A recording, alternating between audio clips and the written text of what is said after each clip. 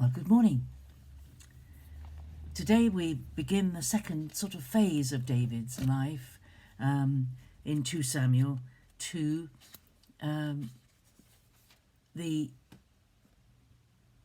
issue of Saul has gone. Saul has died. Jonathan has died. There is a son of Saul left, Ishbosheth. Of course, we have to remember that in the land of Israel, this was their first experience of a king. There hadn't been a king before. There had simply been tribal leaders and then judges. And now they'd had a king with Saul.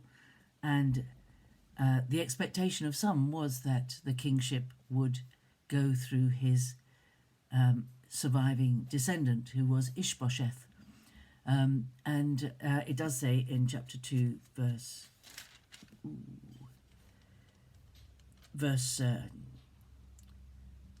8, verse 10, Ishbosheth, Saul's son, was 40 years old when he began to reign over Israel, and he reigned 2 years. But David reigned in Hebron over Judah 7 years and 6 months. When it says Judah there, it's talking about the tribe of Judah. David was, of course, a member of the tribe of Judah, and his tribe accepted him as king when he went to Hebron. So Saul has died. There is now uncertainty. Nobody knows who's going to rule. The majority of people expect Ishbosheth to take over, and he does. But in the annals of and in the records of kings, he is not actually named in the list because David's kingship begins in part of the land around Hebron.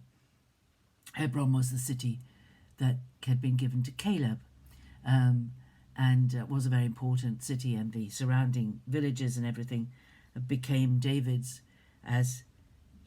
but once Saul had died, David had to decide what to do, how to approach the future, what to do now, because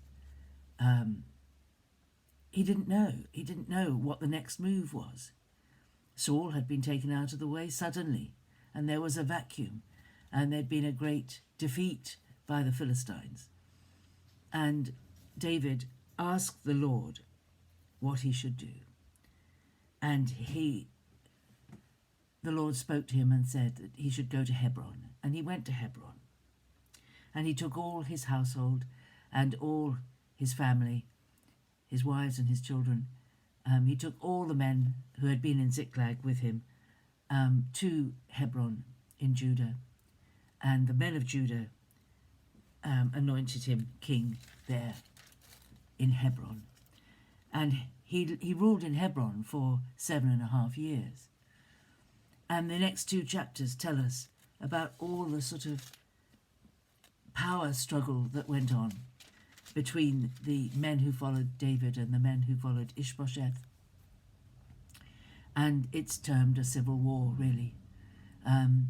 There was not clear decision making, and some really wonderful men, great men like Abner, were on the wrong side, and when they changed sides, there was confusion, and poor Abner, who had been a very strong man in the house of Saul, was killed, and David mourns for him.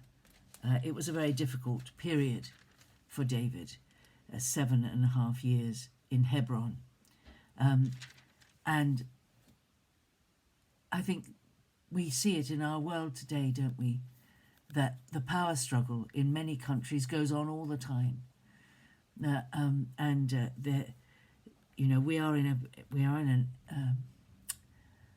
a period of history when the Western world has embraced a completely different way of ruling, not ruling by power and violence, but ruling by corporate decision making, by what we call democracy, which isn't perfect and it doesn't always work, but it does give us, it does free us from the violent power struggles that some other nations go through.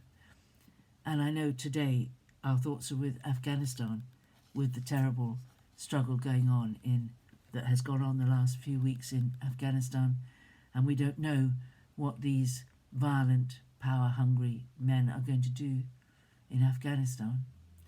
And you know, the Bible is not shy of showing us the awful consequences of struggling for power, of trying to take power by your own strength and by violence and by murder. And these chapters are very sad and very disquieting. There's a lot of violence in them, and it's very sad. And chapter 4 opens up with Ishbosheth realizing that David is growing in strength and that he is weakening.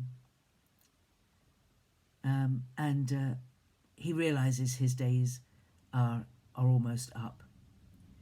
And his own men kill him.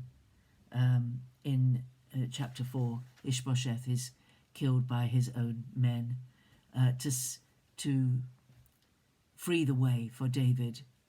And they bring David. It's horrific, really, isn't it? Chapter 4, verse 8, they bring Ishbosheth's head to David at Hebron. And they've forgotten what David's reaction was to the man who came to him to say he'd killed Saul and helped David got his enemy out of the way. And David's reaction was not the reaction the man expected. And these men who thought he would be pleased to see Ishbosheth's head, he says to them, as the Lord lives, who's redeemed my life out of every adversity. When one told me, behold, Saul is dead, he thought he brought me good news. I seized him and slew him at Ziklag, which was the reward I gave him for his news. How much more, when wicked men have slain a righteous man in his own house on his bed, shall I not now require his blood at your hand and destroyed you from the earth? And David commanded his young men, and they killed them and cut off their hands and feet and hanged them beside the pool at Hebron. But they took the head of Ishbosheth and buried it in the tomb of Abner at Hebron.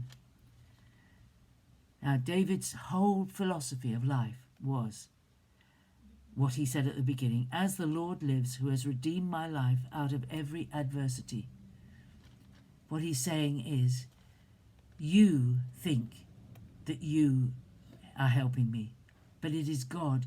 God has moved on my behalf at every point in my life. And you thinking that you should take into your hands what is God's to do is quite wrong. You think I'm pleased that you have done what you think will promote me.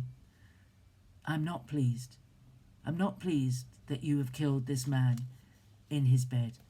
Ishbosheth's one failure was that he was the son of Saul.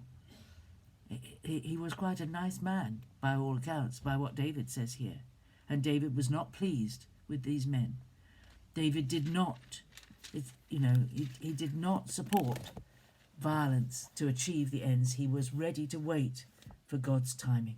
And that's a wonderful lesson for us. My time is up this morning. We will carry on, read another 2 or 3 chapters as we pursue David's life and learn lessons from him. God bless you. Have a great day. Bye-bye.